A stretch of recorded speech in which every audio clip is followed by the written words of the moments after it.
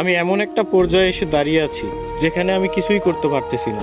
না পারতেছি পরিবারের মানুষের স্বপ্ন পূরণ করতে, না পারতেছি নিজের স্বপ্নগুলো পূরণ করতে।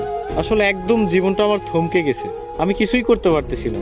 কি হচ্ছে আমার জীবনের সাথে, কেন হচ্ছে, এই হিসাবগুলো আমি মিলাতে পারতেছি না। বিশ্বাস করেন ভাই, প্রচুর পরিমাণে ডিপ্রেশন কাজ করতেছে ভিতরে।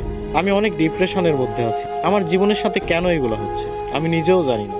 তবে একটা জিনিস কি, কোনো কিছুর হিসাব আমি মিলাতে পারতেছি না। একটা সময় ডিপ্রেশন কি জিনিস জানতাম না, এখন জানতেছি।